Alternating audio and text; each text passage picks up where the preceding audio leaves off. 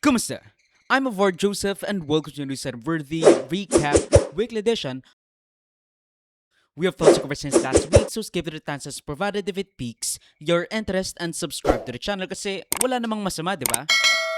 And let's get on with the video.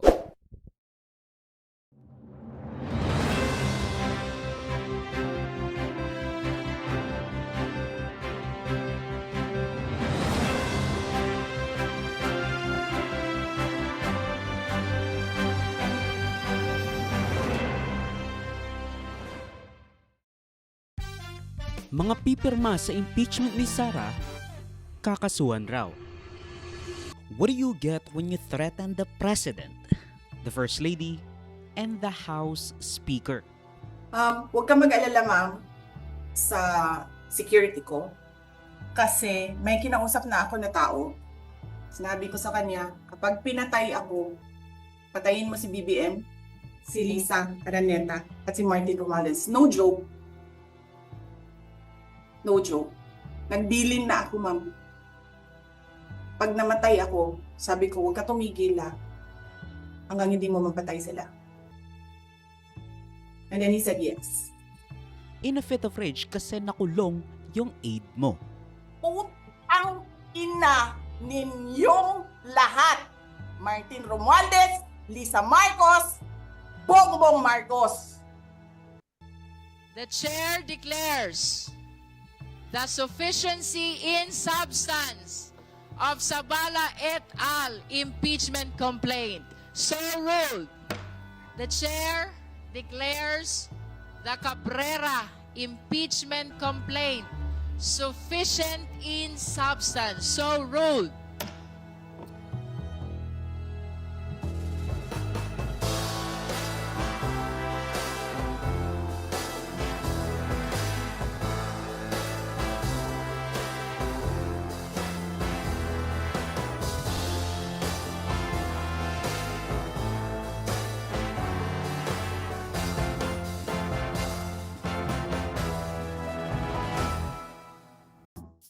May nagbabanta ng kaso gamit ang Ombudsman o OMB at mga FLR o for later release projects na maaring magpatenga ng proyekto hanggat hindi nalalabas yung pera para sa proyekto sa distrito kapag hindi pumirma sa impeachment sa napipintong botohan ng Kamara sa impeachment ni VP Sara. Ayan ang sabi ni Presidential Sister at potentially o tumatakbo bilang Vice Presidente ni VP Sara sa 2028 na si Senadora Amy Marcos. Sinabi ko, 3 little letters kasi ang ginagawa nila. Nung una, FLR, for later release. Ibig sabihin, itetenga yung kanilang mga project. Ngayon, nasanay na sa hirap at hirap pa rin na talagang walang mga project, walang lumalabas. Ngayon, yung 3 little letters daw, OMB, kakasuhan daw kayo. Ano ba ito, nananakot? Pagbihira naman. Pag hindi sila bumoto sa baba. Oo, may balitang ganyan, pati dito sa ilalim. Pero alam mo, siguro kung gagamitin ng ombudsman para gawin yung trabaho nila, yung dapat naman talaga nilang ginagawa noon pa, why not, di ba? Siguro ang kawawa lang is yung mga opposition, yung mga hindi pipirma. Pero at least, sisipagin magtrabaho itong ombudsman dahil may utos na imbestigahan yung mga hindi pipirma. Siguro sa susunod na yung mga pumirma.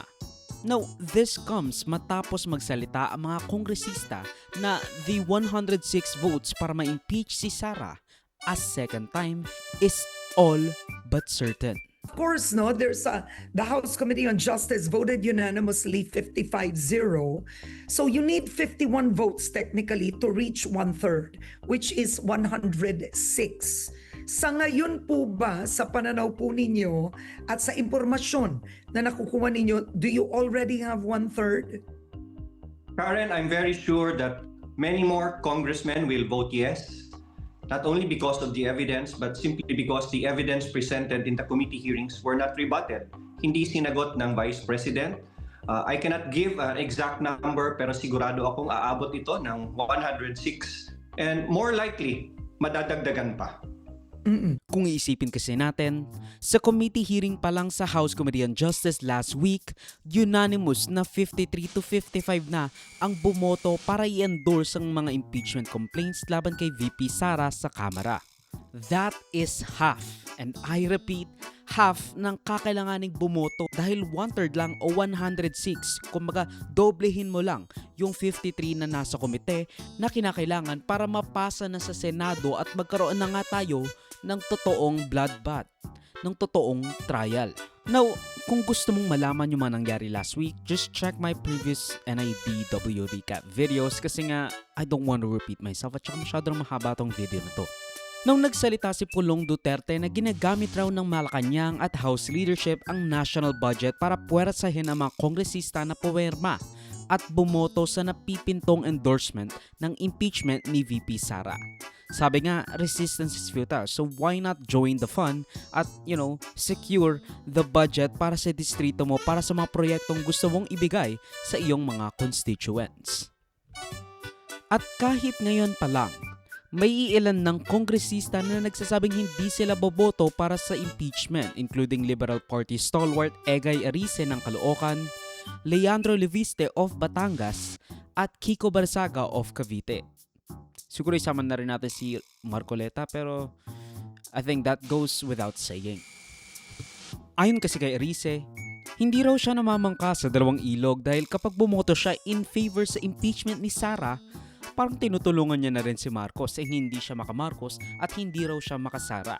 And while the appeal to neutrality is cunning at parang totoo at saka parang common sense, tama naman yung sinabi niya na hindi dapat tayo maging instrumento sa dalawang nag-uumpugang bato.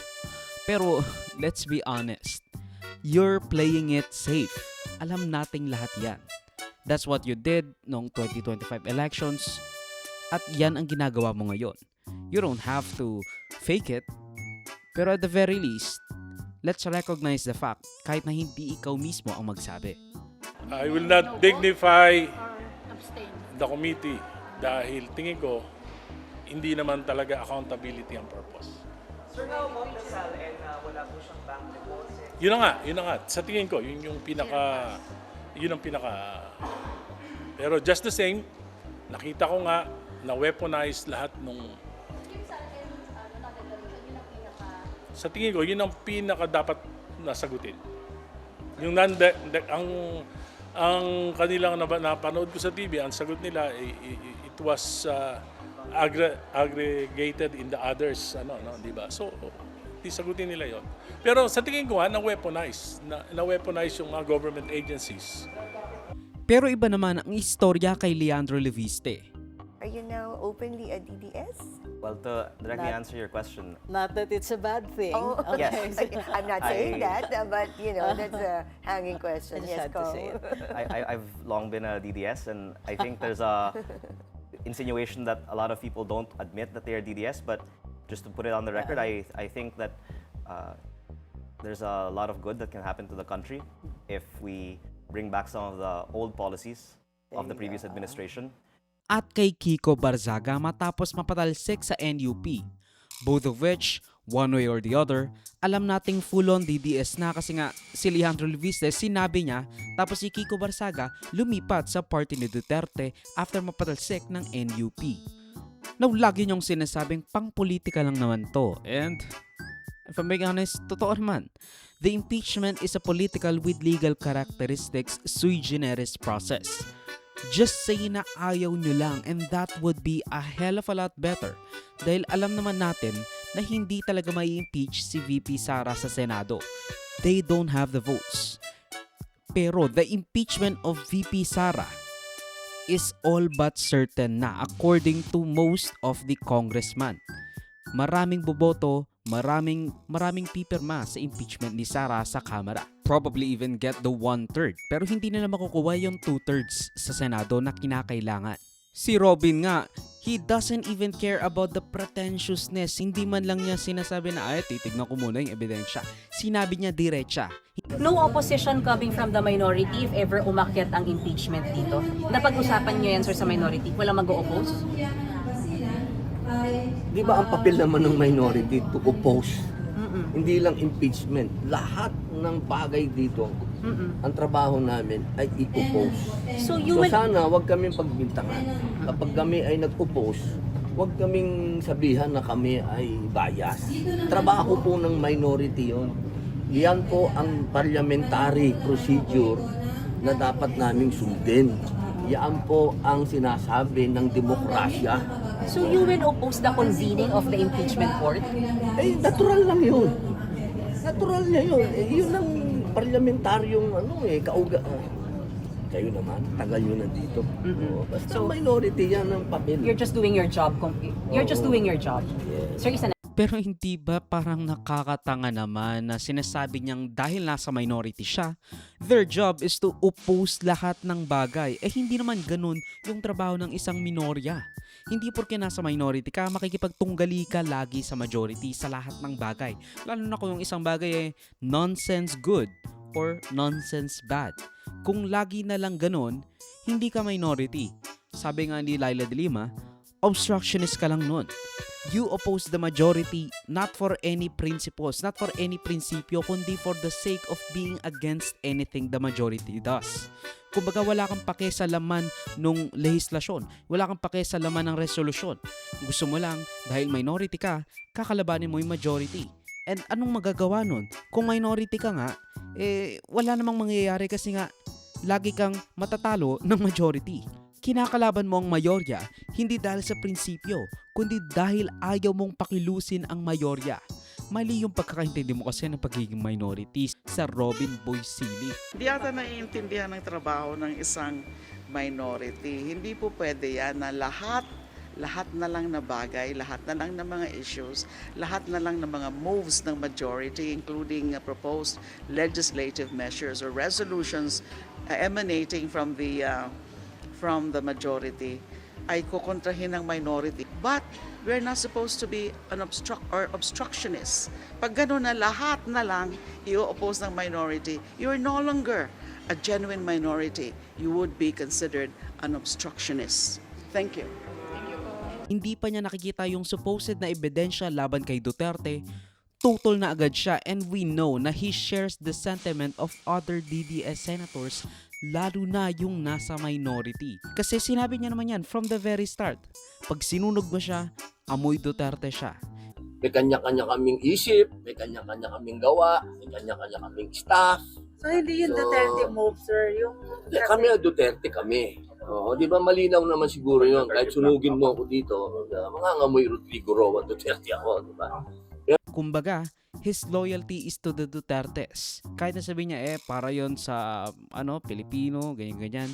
Dapat nga, at the very least, he keeps up the appearance na titignan ko muna yung ebidensya bago ko magsalita tungkol dito. Pero, ano magagawa natin? Wala Binoto yan. 6 years ang boto dyan. So, 6 years natin siyang titiisin. How do you feel, sir, about this? Ang daming dapat na Ako, tinatrapan. yung sana magulo masyadong bansa natin, masyadong maraming problema. Kung sana, ako, I have said it time and again, ayoko ng impeachment. But, since mukhang akit siya, Bakit siya, wala tayong magawa. what can the people expect from you, sir? Neutrality and fairness, sir. I will base my decision. This is where it is presented. Pero let me reiterate, alam naman natin na si VP Sara hindi i-impeach ng Senado yan. But at the very least, malalaman natin yung ebidensya for and against her. And kahit na sabihin yung politika yan, kung the evidence points at something nefarious, at something irregular, at least malalaman ng taong bayan. And matagal ko nang sinasabi yan from the very start. Wala akong pake kahit na ma-acquit si Sara sa Senado. Basta malaman lang natin yung argumento for and against VP Sara.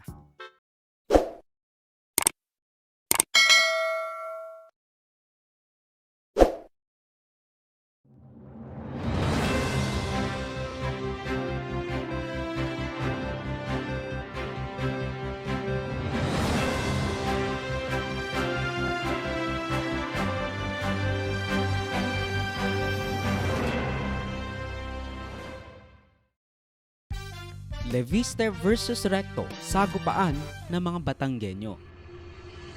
Now, anong mangyayari kung patuloy kang nagsasalita sa harap ng the very same people na pinapasaringan mo o naran sa mga gusto mong ipagawang investigasyon habang may kinakaharap ang kumpanya mong bilyones na penalty dahil sa mga palyado o kaya na may stalled projects? Second point of order, Mr. Speaker. The speech by the good congressman from Batangas doesn't appear to be a speech relating to personal and collective privilege. It has branched out to matters that are outside of it. So I think even that this particular speech in its entirety should be stricken off the record, Mr. Speaker. Majority Leader, there's another point of order. Mr. Speaker, I move to strike out the... Mr. Speaker, I object. There was a motion, duly objected. Duly objected. We now put the motion into a vote to strike out entirely the privileged speech of the Personal and collective. personal and collective privilege of the Honorable Leviste. All those in favor, please say aye. All those against, please say nay. Nay. The ayes have it. Said the motion is now approved. Sorry, I object. I Mr. think there were Speaker, a lot of nays as well. Can we have a roll call vote? Mr. Speaker, I move to suspend session. Session suspended.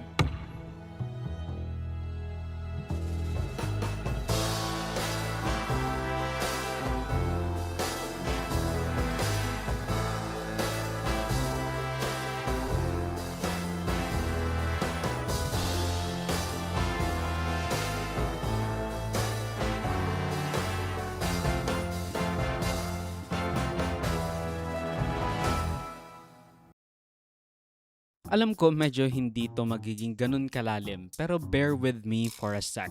Ano nga ba ang mitya o pinagmulan ng pag-aaway nitong dalawang Batanggenyong politiko? You know what? Sabihin nating tatlo silang Batanggenyong politiko.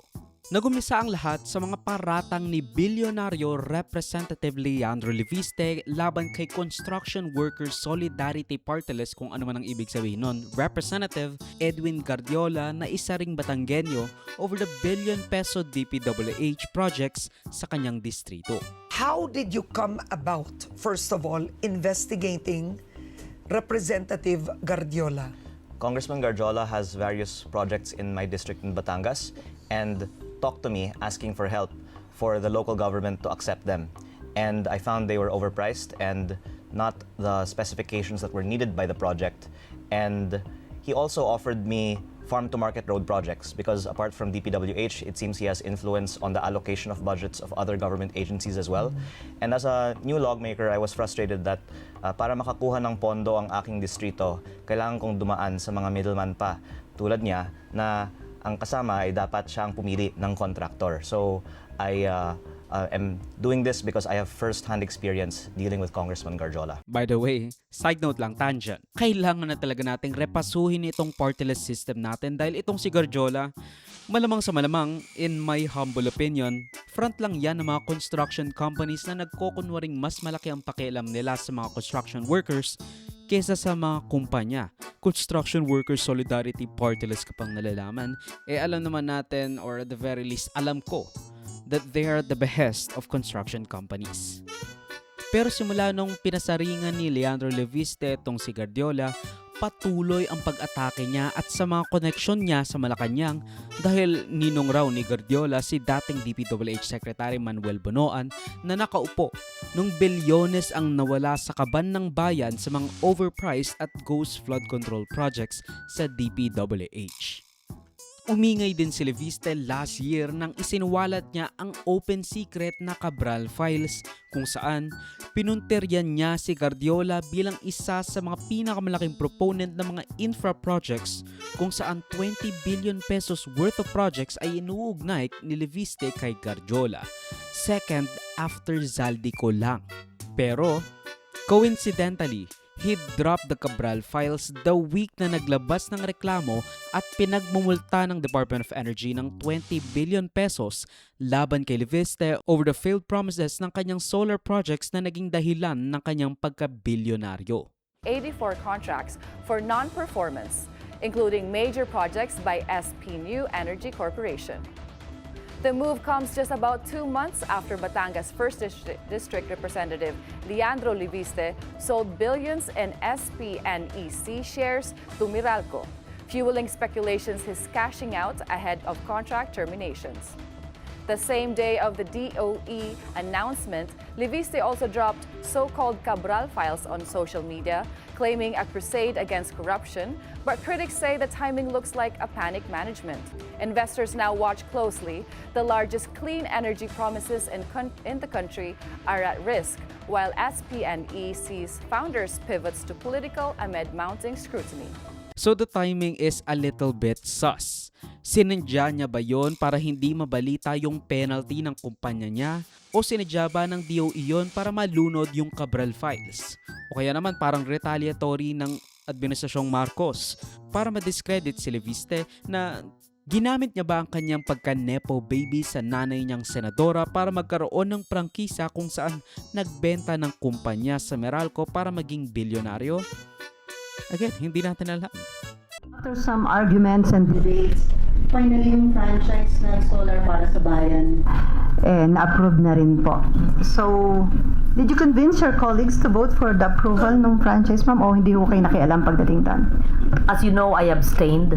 That is my son's company, of which I'm not an owner. Pero pwede nyo pang panoorin yung mga video ko tungkol doon kung gusto nyo pang maging mas in-depth yung explanation ng mga nangyari sa Cabral files at sa expose ko ni Liviste and his solar companies. Pero, ang pinaka-claim to fame daw ni Liviste ay nang pagtangkaan raw siyang suhulan ng mga construction company para magpatuloy ang kalakaran sa kanyang distrito. Ito po ay inabot ni DE at nakita po ng PNP sa isang supot na may kasamang resibo ng 3 mga proyekto na nakakahalaga ng 104 million pesos, 3% of which is 3.1M. Kinompute talaga bilang initial na SOP para sa 3 proyekto at meron pang isang contractor na sinabi sa akin ni DE ready na mag-withdraw ng 15 million pesos cash. Kung nag-okay po ako, baka kinabukasan pwede niyang ipadala na sana. Kaya daw nila akong bigyan ng 5% hanggang 10% mula sa 3.6 billion ng mga proyekto ng unang distrito ng Batangas. Pero as I previously said, hindi natin alam kung ano talaga ang nangyari behind the scenes. Is that a sudden flip, attention grabbing, o self-executed entrapment? We'll never know dahil nasa piitan na yung DPWH engineer na nagsuhol umano kay Liviste. So balik tayo sa speech ni Liviste kasi mukhang may koneksyon yung nangyari noon sa hidwaan nila ni Recto ngayon.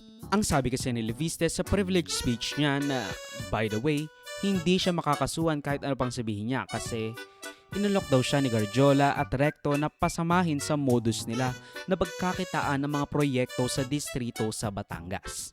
Nagsimula lang itong mga atake sa akin nang sinimulan kong imbestigahan ang DPWH sa Batangas at ang mga kumpanyang konektado kay Congressman Edwin Garjola at naging Executive Secretary si Ralph Recto. Marami rin ang nagsabi na ang pagbunyag ko nito ay hindi aking kapaki-pakinabang. Ngunit hindi ito para sa sarili ko, ito ay bahagi ng aking tungkulin bilang mangbabatas at kinatawan ng unang distrito ng Batangas. At hindi ako matitinag, kaya po ako ay nananawagan na imbestigahan ang koneksyon ni Garjola kay Recto, lalo na ngayong Executive Secretary na siya, at suriin ni Pangulong Marcos kung natutulungan ni Recto si Garjola mula sa loob ng Malacanang. Naglabas pa at nagpost ng mga pictures si Liviste na kasama si Garjola at si Recto sa Facebook para patunayan raw ang mga meeting na nangyari para sa offer nilang pakikipagsabwatan. Dahil dito, parang nainis at napuno na ang salop ni Executive Secretary Ralph Recto sa mga posting ni Liviste kaya bumanat rin siya. Una, pinuntahan raw ni Liviste si Recto para suhulan ng 400 million pesos ang kanyang kalaban sa politika na probably si then incumbent Representative Eric Buhain para umatras sa pagka-congressman. Pangalawa, Inalok daw ni Leviste si Recto at Vilma Santos na umatras sa pagkagobernador with a 1 billion peso suhol kung saan nainsulto raw sila at humingi pa raw ng tawad si Senadora Loren Legarda sa mga pinagsasabi at pinaggagawaan ng kanyang anak. Pangatlo, marami raw ang nagre-report sa kanila ng malawakang vote buying na nangyayari nung eleksyon at gusto niya lang raw mang land grab ng mga taniman ng tubo sa Nasugbo. Ang tanong ko lang, bakit hindi niya ipa-investigahan o i-report sa COMELEC? Pero this could be, not outright vote buying na parang ganun na nga rin, like pamimigay ng mga relief goods, ayuda and everything. Kasi meron akong kamag-anak sa Balayan, Batangas, and alam naman natin na si Leviste, galante si Leviste as a candidate. Siguro kaya siya nanalo. And maybe that's what Ralph Recto is referring to. But Leviste fired back saying na 1 to 2 billion pesos ang ginastos ni Garjola sa kampanya nila Vilma Santos at mga kakampi nito noong 2025 elections. Kumbaga, ang tanong ni Leviste, bakit siya gumastos ng 1 to 2 billion pesos kung technically hindi naman sila ganoon magkakilala? Mahigit 1 billion pesos ang ginastos ni Congressman Edwin Garjola para kay Vilma Santos Recto at Lucky Manzano sa iba pa nilang mga kandidato at sa sarili niya bilang first nominee ng CWS party list sa 2025 elections. Sa aking distrito, ang tansya ko ay 150 million at ayon sa ibang mga politiko, gumastos sila ng 200 o 300 million sa kanilang distrito. Kaya sa 6 na distrito ng Batangas, sinasabi ng iba na aabot ng 2 bilyon ang ginastos. At kung totoo na 1 billion pesos o mahigit pa ang ginastos ni Congressman Garjola para sa mga Recto sa nakaraang kampanya, ang susunod na tanong ay, bakit si Garjola gumastos ng mahigit 1 billion piso para sa mga Recto? Ito ba ay pagkakaibigan lang o may ginagawa ba si Ralph Recto as Cabinet Secretary of the Republic of the Philippines para makapaggastos ng ganito si Garjola? Ayon kay Leviste, ang modus raw ay simple. Ang gusto lang raw ipagawa ni Ralph Recto at Garjola, kapag may nakita raw si Leviste na pagbubukas ng bagong kalsada, sabihan sila para makabili ng lupa at tumaas ang value nito, tapos again, si Garjola na bahala sa construction. Sa aming dinner noong April 16, inalok ako ni Congressman Garjola na mag-partner sa kanya at kay Secretary Recto sa pagnenegosyo sa DPWH sa aking distrito. Sa sistema raw na ginagawa nila noon pa sa Lipa at sa ibang mga bayan. Tukuyin ang mga lugar para sa mga road opening ng DPWH. Sabihan ko daw sila pag meron akong mga nakita para makasama sila sa bilihan ng lupa. Kayang tumulong daw sa pagpondo ng mga proyekto ng DPWH si Secretary Recto dahil siya ay nasa kabinete. At si Cong Garjola din ay malakas daw sa DPWH at maaaring siya na ang bahala sa kontraktor. Pero marami pa siyang binanggit questioning the reasoning kung bakit marami sa appointee ni Marcos ay acting lang at hindi sinasalang sa Committee on Appointments. Kasi ba ayaw salain, ayaw ipa-investigahan itong mga ina-appoint ni Marcos? Hindi natin alam. Bakit raw pinalitan si E.S. Lucas Bersamin? Although, parang obvious naman ang dahilan kasi nga yung pamangkin niya sangkot sa flood control at parang ginagamit pa raw yung pangalan ni Marcos. At bakit hindi pa rin umuusad yung sinasabing kaso raw ni Recto na plunder? Dahil siya ngayon ay Executive Secretary na may hawak ng appointments sa Malacanang. Siguro naman hindi ito alam ni Pangulong Marcos, kaya inilalahad ko din ito ngayon sa Kongreso para makita ng lahat ang koneksyon ni Recto at ni Garjola at ang epekto nito para sa buong bansa. Kung hindi totoo ang mga sinasabi ko ngayon, hindi dapat tahimik si Secretary Recto at Governor Vilma tungkol sa umano'y korupsyon sa DPWH sa Batangas at ang mga aligasyon kay Cong Garjola na tinawagan ng ICI na binuo ng gobyernong ito bilang isa sa mga pinakamalaking kontraktor ng DPWH sa Kongreso. Mabuti kung ipaliwanag nila kung totoo bang malaki ang ginastos ni Garjola para sa kanilang kampanya at ano ang kapalit at kung si Garjola ay kaibigan lang ba o funder din. At kung hindi sasagutin ni Secretary Recto ang mga aligasyong ito na may ganitong aligasyon kay Executive Secretary Recto, bakit hindi pa sinasalang si Secretary Recto sa Commission on Appointments at kung ayaw din ba nilang buksan ang mga detalye ng 2 kasong plunder ni E.S. Recto sa Ombudsman. Mabuti ding magpaliwanag si Yusek Castro kung bakit ba talaga natanggal sa pwesto si Executive Secretary Lucas Bersamin nang walang paliwanag at ipinalit isang respetadong dating Chief Justice ng Supreme Court sa isang taong ngayong may 2 kasong plunder sa Ombudsman. Bumanat ang anak ni E.S. Recto na si Representative Recto dahil puro hearsay at baseless accusations lang naman daw ang binabato ni Leviste, and the speech made by Leviste was stricken off the record. Parang bulang-walang nangyari. So basically yung pag-rant niya, yung pakikipag-away niya sa kanyang mga kapwa congressman, according to the records of the House of Representatives, walang nangyaring ganun. First, while this representation recognizes the importance of legislative oversight, I believe that it is equally important that information shared in this plenary is accurately based on facts, not assumptions, not insinuations, and certainly not on incomplete information. Hindi po dapat ginagamit ang plenaryong ito upang lahad na mga haka-haka o paratang na walang sapat na basehan. On the alleged ties between Congressman Edwin Gadiola and Executive Secretary Ralph Recto, their association is purely professional, as Congressman Gadiola is also a member of the House of Representatives and a fellow Batanggenyo. There are no personal interests involved, but only a shared commitment to fulfill their duties to their constituents. Walang katotohanan ang mga alegasyon ni Congressman Leviste na mayroon silang may mga maanomalyang transaksyon. Fake news po yan, Mr. Speaker. This representation is not privy to the motives of my colleague from the 1st District of Batangas, but let it be known, hindi po tayo basta-basta nagpapadala sa mga inimbentong issue dahil alam po natin kung ano ang katotohanan dito. In fact, I will not stand idly by and let these so-called facts be presented as truth.